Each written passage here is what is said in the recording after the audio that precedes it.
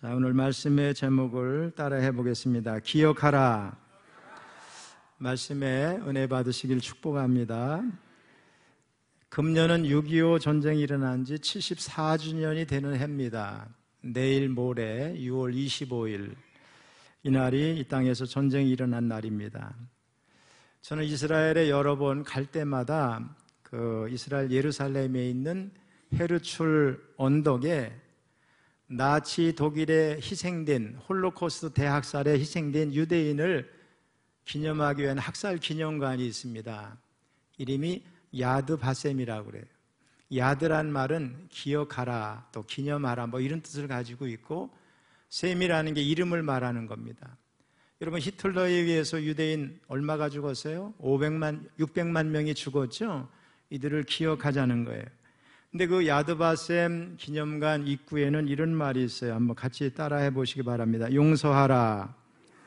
그러나 잊지는 말아라. 우리에게 주시는 말씀 같죠? 여러분, 용서는 하되 과거의 사건을 잊어서는 안 될 줄로 믿습니다. 16년 전인가 17년 전에 저 집사람하고 미국 한 바퀴 순회하는 여행을 한 적이 있었는데 워싱턴에 갔습니다. 워싱턴에 가면은 링컨 대통령 기념관이 있습니다. 그리고 그 맞은편 어디인 것 같은데 지금 이제 기억이 잘 안 나지만 가봤는데 한국 전쟁 참전용사 기념공원이 있습니다. 19명의 미군들이 6.25 때 판초를 입고 철모를 쓰고 진흙탕 속을 걸어 다니는 모습에 동상이 이렇게 서 있습니다. 근데 그 공원의 이름이 더 포가튼 워, 잊힌 전쟁이라는 뜻을 가지고 있습니다. 미국 사람들이 제2차 세계대전과 월남전을 기억을 하는데 그 사이에 낀 한국 전쟁을 기억하지를 잘 못하는 겁니다.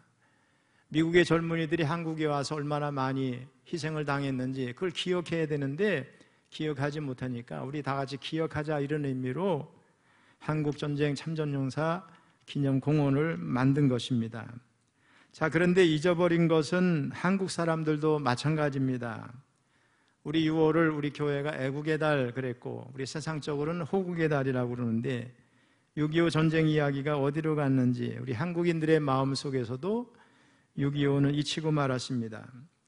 우리나라 초등학교 3학년에서 6학년 학생들 3,600명을 대상으로 설문조사를 했습니다.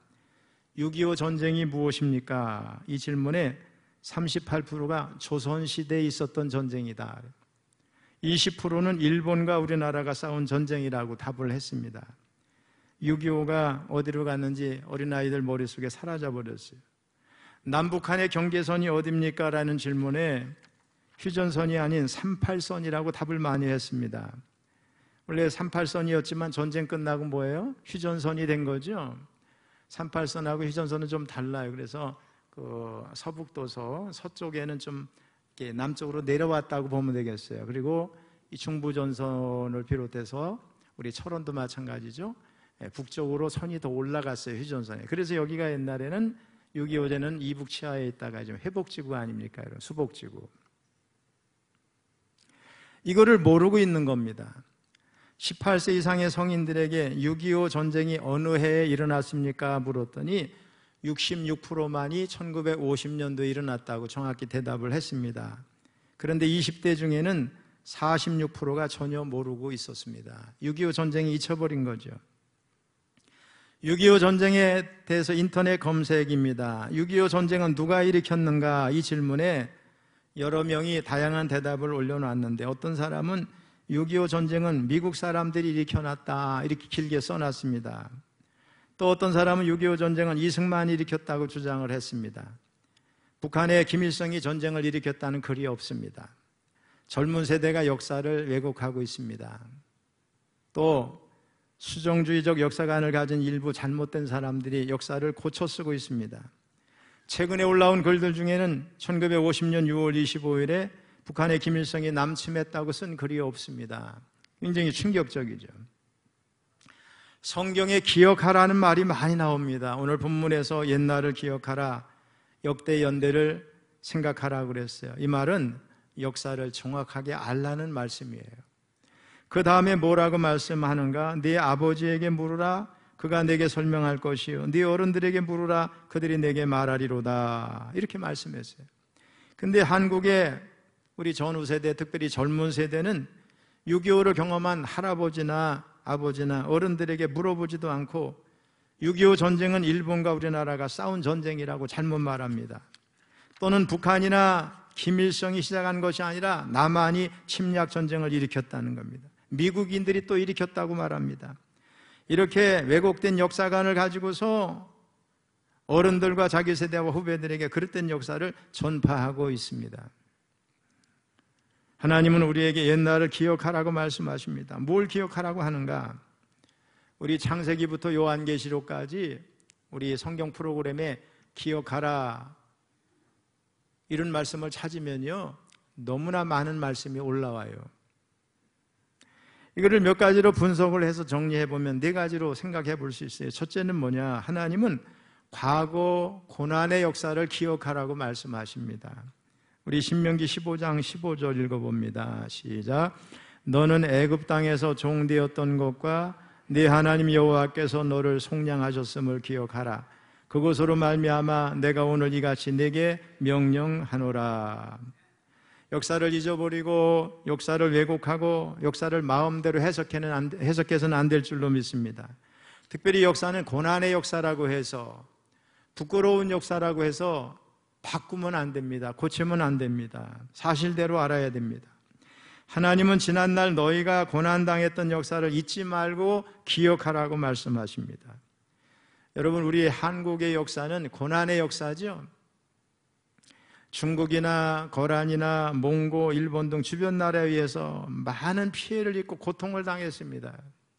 우리나라 고려 말에 여러 왕들은 앞에 이름에 충자를 붙여요. 중국에 충성하잖아요. 충성하라는 거예요. 충수강, 충렬왕 뭐 이렇게. 몽골이 지배했던 원나라 시대에는 원나라 공주를 데려다가 왕비를 삼았어요. 이런 거 잊지 말고 기억해야 될 줄로 믿습니다. 특별히 우리는 일제 36년 동안 엄청난 피해를 입고 고생을 많이 했습니다. 옛날을 기억하라. 쓰라린 과거 역사를 잊어버리는 민족은 주권과 자유를 또 잃어버릴 수 있습니다. 고생할 수 있습니다. 고통당할 수 있습니다. 기억하지 않고 잊어버리면 그 민족은 망합니다. 오늘은 6.25 상기주일인데 우리는 그동안 북한 때문에 6.25 전쟁 때문에 얼마나 고통을 입었는지 피해를 입었는지 결코 잊어서는 안 될 줄로 믿습니다. 두 번째로 하나님은 너희의 적들이 어떻게 너희에게 대했는지 기억하라고 그러셨어요. 신명기 25장 17절입니다. 같이 읽습니다. 너희는 애굽에서 나오는 길에 아말렉이 내게 행한 일을 기억하라. 무슨 말씀이냐? 너희 적이 너희에게 어떻게 했는지 기억하라는 말씀이에요.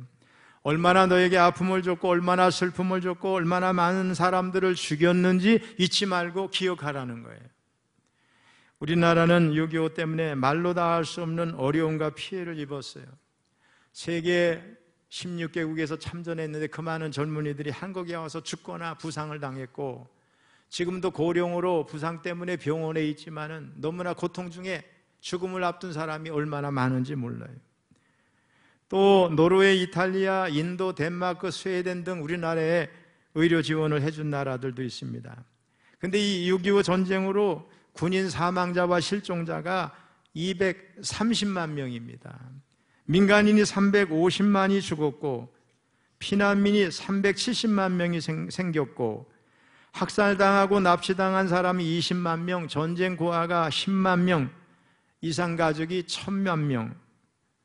이산가족의 상당수는 지금 다 고인이 됐고 일부만 남아있지요. 제가 일부 예배에서도 얘기했지만은 저희도 외삼촌 한 분이 북한으로 갔는데 지금 생사를 모르고 있어요. 또 저희 집사람 부모님, 장인 장모님은 이북의 황해도 은율분이신데 한국에 내려오셨는데 저희 장인어른은 인민군 장교로 내려왔어요. 훈련을 받고 내려온 게 아니에요. 그때 당시 좀 공부를 하셨던 것 같아요. 강제로 임관을 해서 싸움도 한 번 안 해보고 거제 포로 수용소에 수용되셨다가 북한 안 가겠다고 남한으로 오신 거죠. 그리고 저희 장모님도 한국에 내려오셨는데 같은 은율 분이시지만은 저희 장인어른 이북에서 결혼을 하셨어요. 목사님 딸하고 1차로.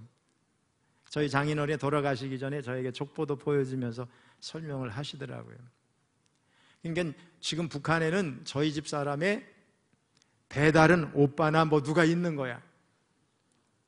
이상가족이라고 볼 수도 있고, 전쟁의 아픔을 고스란히 느낀 분이고, 저희 처가의 모든 이제 장인어른 형제들이나 장모님 형제들이 다 전쟁 때문에 고통을 당했어요. 모든 것이 부서졌고 불에 타버렸어요. 그렇지 않아도 가난한 이 나라가 전쟁으로 어려움을 당했어요. 6.25 전에 월남하신 분이 100만 명이 됐는데 6.25 중에 또 100만 명 정도가 남한으로 내려왔습니다. 그러면 누가 이 전쟁을 일으켜서 이 엄청난 피해를 일으키고 백성을 고생시켰는가? 북한의 김일성입니다. 여러분, 이승만 대통령이 전쟁을 일으켰어요? 북한의 20만 군대를 상대로 남한의 10만 군대가 어떻게 전쟁을 일으킨단 말입니까? 어제 순교자 기념 예식을 마치고 차 타고 오다가 라디오를 틀으니까 정관용 씨가 인도하는 시사 프로그램에서 군인 관계자가 나와서 대담한 그런 내용입니다. 우리나라 그때 군대로는 훈련도 제대로 안 돼 10만 명 정도래요.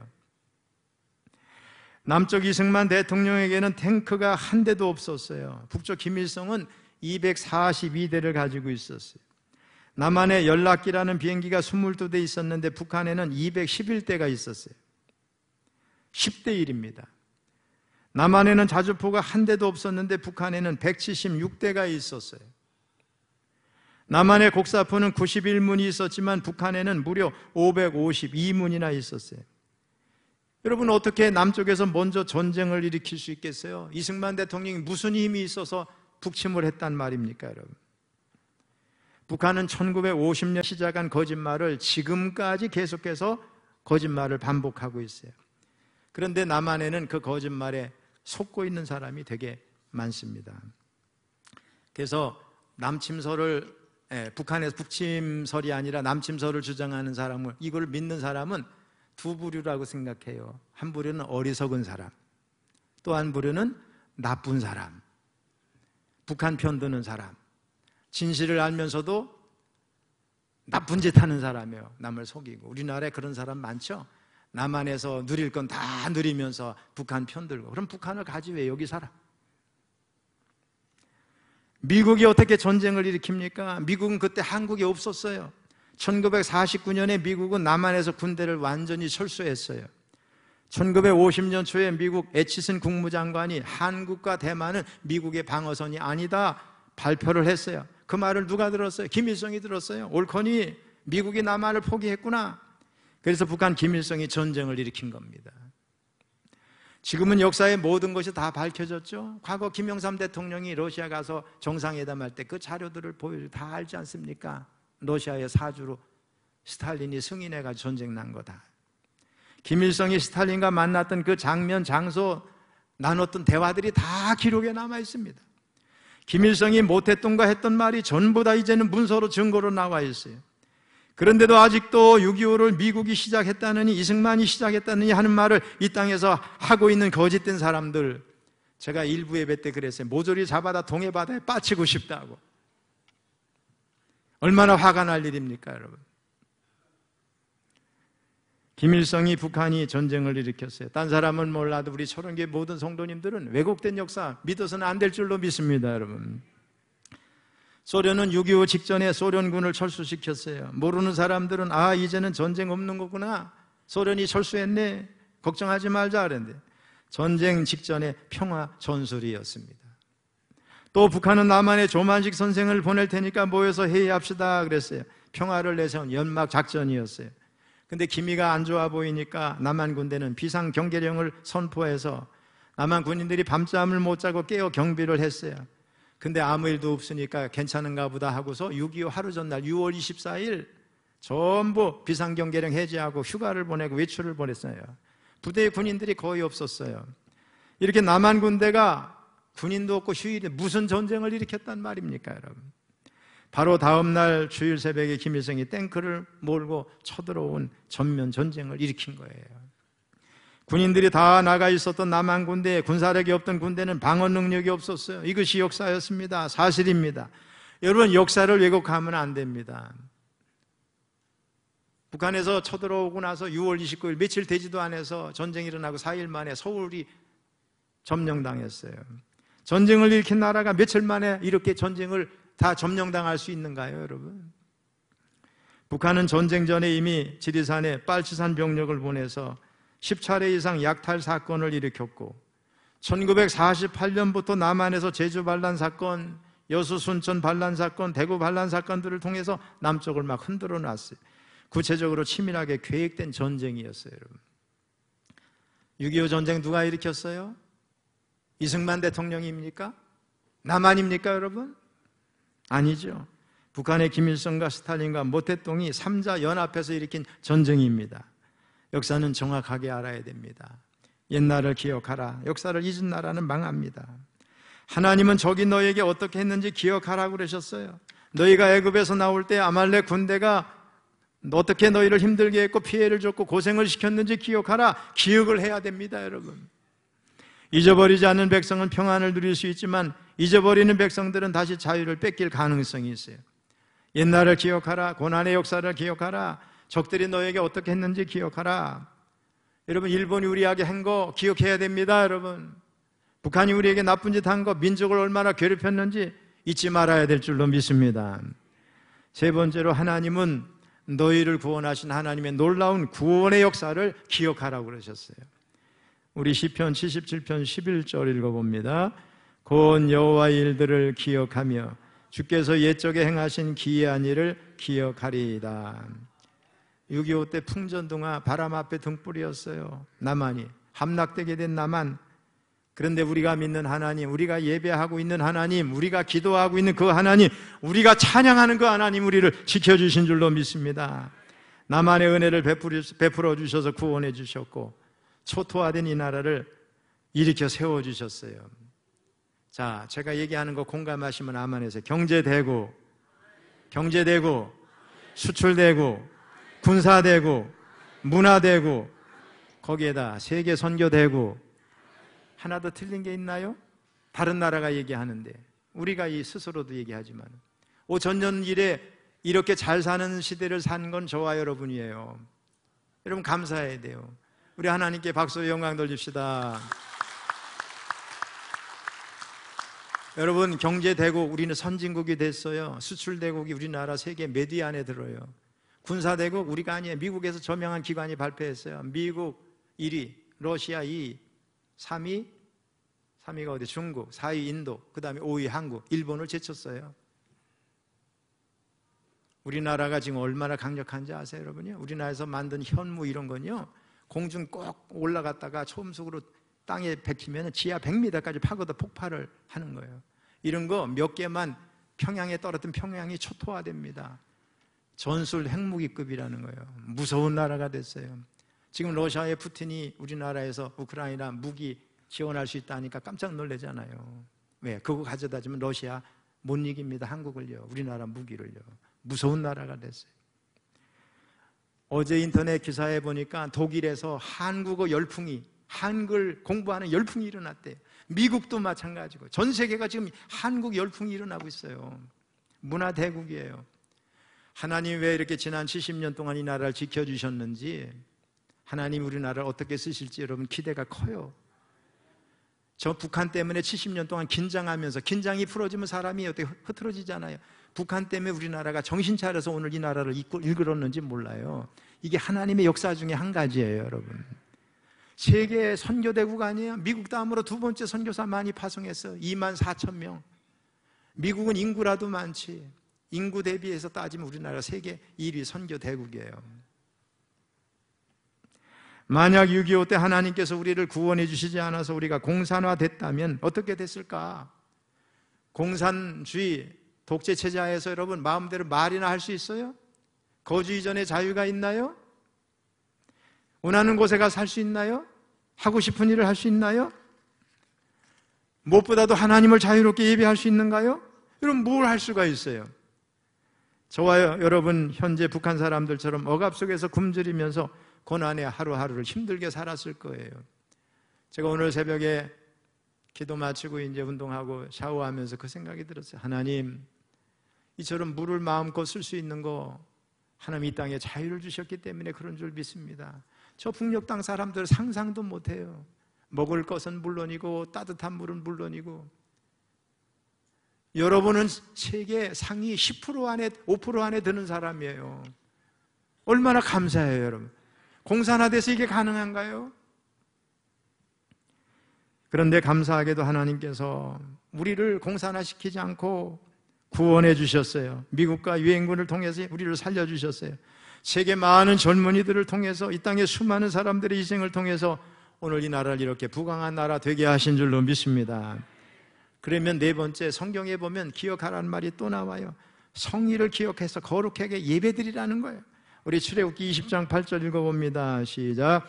안식일을 기억하여 거룩하게 지키라. 과거 고난의 역사를 기억해야 됩니다. 우리의 적들이 우리에게 어떻게 해야 했는지, 우리를 어떻게 대했는지, 피해를 줬는지 기억해야 됩니다. 그 가운데 하나님이 우리를 어떻게 보호하시고 지켜주시고 구원해 주셨는지 기억해야 됩니다. 이걸 기억했으면 마지막으로 하나님의 은혜를 잊지 말고 거룩한 성의를 기억해서 철저하게 예배를 잘 드려야 될 줄로 믿습니다. 신명기 우리가 오늘 한 절만 읽었지만 10절을 한번 보겠습니다. 시작. 여호와께서 그를 황무지에서 짐승이 부르짖는 광야에서 만나시고 호위하시며 보호하시며 자기의 눈동자같이 여러분, 이게 절망적인 상황에 있던 우리나라의 모습이 아닌가요?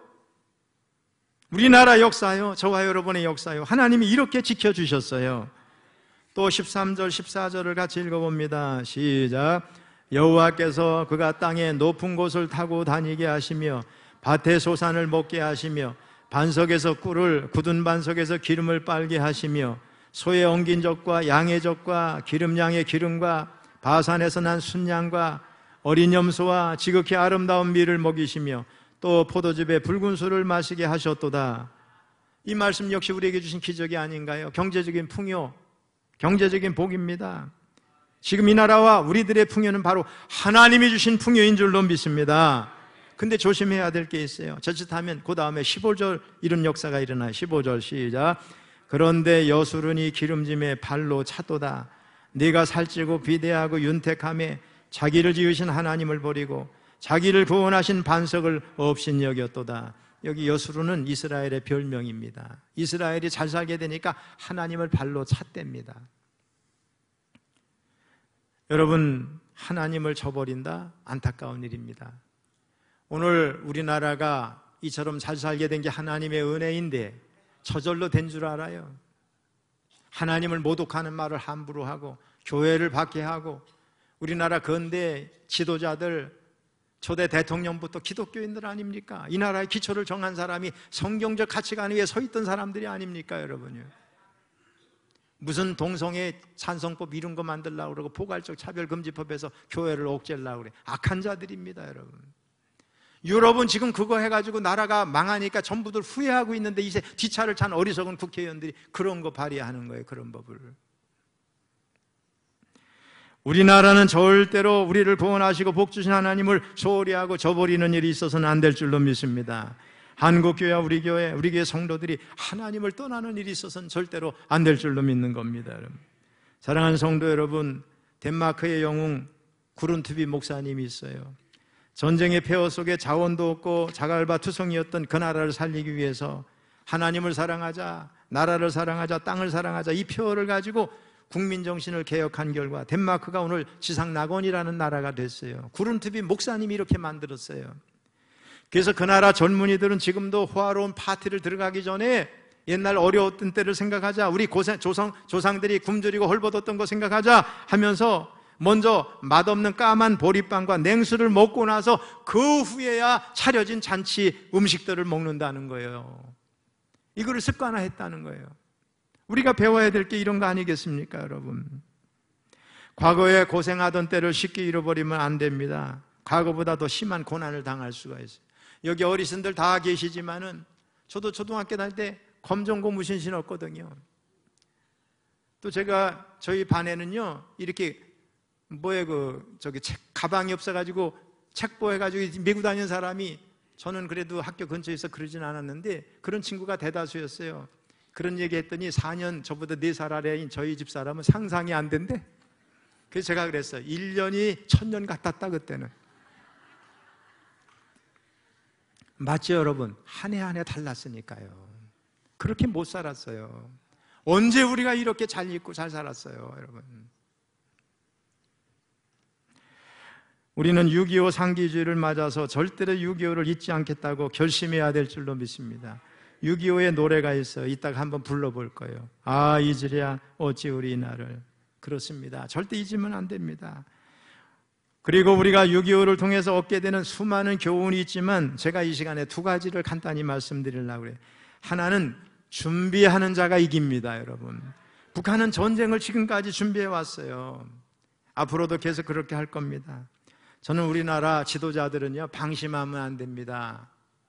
우리 군사력을 철저하게 키워야 됩니다. 우리가 여러분 우리 주변에 러시아하고 붙었어요. 중국하고 붙었어요. 저 일본이 옆에 있어요. 강대국 옆에 있으면서 역사 속에서 얼마나 많은 고통을 당했는지, 힘이 없으면 아무것도 아니라는 거 알아야 됩니다 여러분. 저는요 그래서 핵무장을 찬성하는 사람이에요. 지금 좀 전에 제가 미국에 우리 여러 채널에서 방송하고 있잖아요. 그 방송을 하나 듣고 왔어요. 미국에서 한국 핵무장에 대해서 찬성한 여론이 늘어나고 있대요. 상원 의원이 주장하고 지금 현 정부에서도 고위층에서 점차 그런 쪽으로 가는 게 아닌가 이렇게 발언하는 사람도 있더라고요. 여러분 지금 어느 정도 준비가 됐는지도 몰라요. 우리나라는요. 핵을 가지고 있으면 이거 갖고 이기자 싸우자 누구 괴롭히자는 게 아니에요. 중국도 우리나라 무서워하고 일본도 무서워하고 러시아도 무서워하고 북한은 더 말할 거 없어요. 왜? 재래식 무기로는 지금 유럽의 모든 나라가 한국의 무기를 사가잖아요. 세계 최고입니다 여러분. 우리나라를 누가 이깁니까 여러분? 저는 우리나라 핵무장 해야 된다고 하는 사람이에요. 왜? 그러면 우리 주변 나라 우리나라 절대 무시하지 못합니다 여러분. 다른 하나는 이 나라의 기독교 신앙, 성경적 가치관을 가진 위대한 정치 지도자가 필요하다는 겁니다. 얼마 전에 저희 부부가 김덕영 감독의 다큐멘터리 영화 건국전쟁을 봤어요. 우리 교회 지난번에 영화할 때 권사님 한 분이 목사님 보셨냐고 그래서 못 봤다고 그랬더니 빨리 보시라고 그래요. 못 보다가 지나갔어요. 그래서 돈 주고 불러서 TV 집에 앉아가지고 집사람하고 엊그제 봤어요. 한번 건국전쟁 보신 분 손 들어봐요. 도대체 어디 살다 왔어 이분들은 다. 이게 한국 사람 맞아요?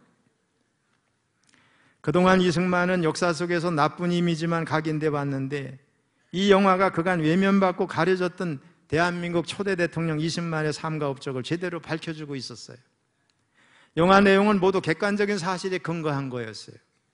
이승만 대통령이 단순히 역사 속 인물이 아니라 현재 대한민국의 정체성과 미래에 깊은 영향을 미친 지도자라고 하는 걸 깨닫게 해주었어요.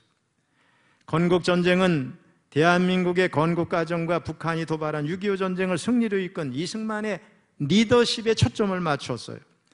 이 영화를 통해 이승만 대통령의 정치적인 결정 전략이 어떻게 우리나라 국가 운명을 결정짓는 일에 중요한 역할을 했는지를 잘 보여주었어요.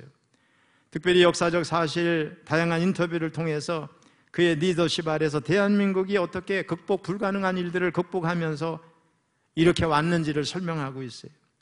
과거에는 이승만 대통령을 친일파 독재자로만 알고 있었던 사람들도 이 영화를 통해서 그의 복잡한 삶과 업적에 대해 새로운 시각을 가질 수 있게 되었습니다. 이 영화는 단순히 과거를 돌아보는 것이 아니라 현재와 미래에 대한 깊은 성찰을 제공합니다. 이 영화를 통해 관객들은 대한민국의 건국 과정에서의 희생과 헌신, 그리고 그 과정에서 나타난 리더십과 신앙의 가치를 이해하게 됩니다. 또한 이는 우리 모두에게 국가와 사회를 위해 어떻게 이바지할 수 있는지, 어떤 가치를 추구해야 옳은 건지 중요한 메시지를 전하고 있습니다. 여러분, 이승만 대통령은 미국의 프린스턴 대학, 하버드 대학, 그 다음에 조지 워싱턴 대학인가요? 전 세계 지도자들 가운데, 특별히 대통령이나 나라의 국부 가운데 최고 많이 공부한 사람이에요.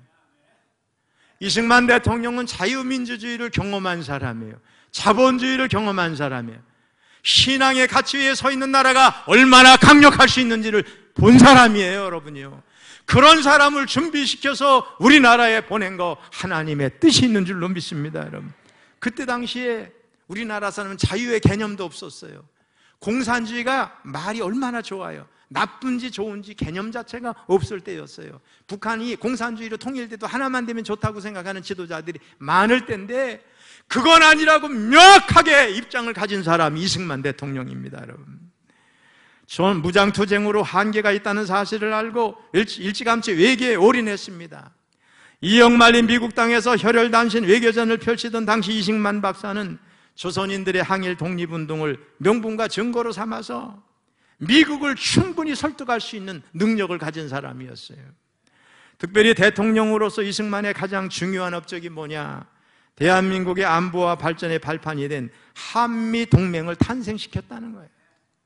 6.25 전란 이후에 그는 연합군의 무기와 군수 지원을 통해서 어느 정도 무장한 한국군을 앞세워서 돌발적으로 남북 통일해야 된다, 북진을 막 주장을 했어요. 당시 정전을 원하던 미국을 은근히 압박해서 한미 상위 방위 조약을 얻어내는데 한 수를 둔 거예요. 머리가 좋은 사람이죠. 이런 이승만의 외교적 성과는 오늘날 진보 성향 국제 정치학자들도 부정할 수 없는 사실이라는 거예요.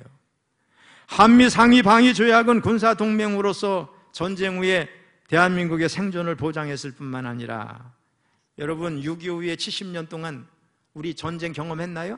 국지전은 있어도 여러분 평화 속에서, 우리나라 역사 속에서 이렇게 평화로운 시대가 없었다는 거예요, 여러분. 또한 정치, 경제, 사회, 문화를 포함하는 포괄동맹의 성격으로 발전해 왔고, 대한민국은 미국의 보호 아래 고도 성장을 이루면서 한각의 기적을 이루었습니다, 여러분.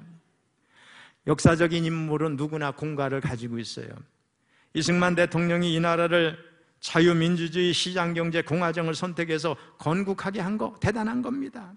오늘날 이 나라가 민주화와 산업화를 통해서 선진국이 될 수 있게 하는 수많은 법과 제도를 만들고 개혁을 한 것은 그가 하나님이 준비시킨 신앙의 지도자였다는 것을 알기에 충분합니다, 여러분요. 이승만 대통령이 한 일을 몰랐는데 정리해 보니까 한 페이지가 넘는 거예요. 제가 그걸 어떻게 설교 시간에 다 얘기하겠어요. 근데 놀래서 새로운 걸 많이 봤어요. 북한은요, 모든 토지를 나라가 회수를 했어요. 국민을 거지로 만들었어요. 공산주의가 그런 나라예요. 근데 우리나라는 어떻게 토지개혁하면서 토지를 나눠줬어요. 자본주의가 만들어지고 내 재산이 생기니까 국민이 안정이 됐어요. 이 나라가 오늘날 이렇게 발전할 수 있는 토대를 누가 만들었어요? 전 세계에 이렇게 신생국가에서 정치를 한 사람이 이승만 대통령 한 사람이라고 거기에 말하고 있어요. 특별히 공산주의는 안 된다는 확실한 신념, 미국과 유엔을 움직일 수 있는 지도력, 오늘 이 땅에 이런 지도자들이 필요한 줄로 믿습니다. 이런 리더십이 필요한 줄로 믿습니다. 우린 이런 사람들이 생기도록 기도해야 되는 거예요. 무슨 동성애 이런 법을 만들고 포괄적 자부금지법만, 기독교를 어떻게 하려고 한 이런 지도자가 어떻게 민족의 지도자가 됩니까, 여러분요? 성경의 가치관, 성경적 가치관 위에, 신앙의 가치관 위에 서 있는 분명한 지도자가 될 때 이 나라를 반석 위에 세울 줄로 믿습니다, 여러분. 기도하는 민족은 망하지 않습니다. 이승만 대통령이 재헌국회가 구성이 되고 나서 처음 국회를 시작하기 전에 거기에 감리교 목사로서 재헌국회 의원이 된 사람이 있어요. 이윤영 목사님이 초대 국회의원이 됐는데, 이윤영 의원 일어나서 기도하십시오. 사전에 약속이 됐는지 모르지만 국회에 제가 가보니까 그 액자에 넣어놨는데 제가 사진 찍어왔고 지금은 인터넷에 얼마든지 찾을 수 있는데 그 기도의 내용이 명문입니다. 지금 보면 2024년 그 기도대로 다 됐습니다, 여러분. 이승만 대통령이 기도하는 지도자, 거기 신앙과 상관없이 이 나라가 오늘 이 나라가 여기에 이른 건 하나님의 은혜라고 하면서 우리 기도합시다 하면서 이은영 의원 일어나 기도하십시오.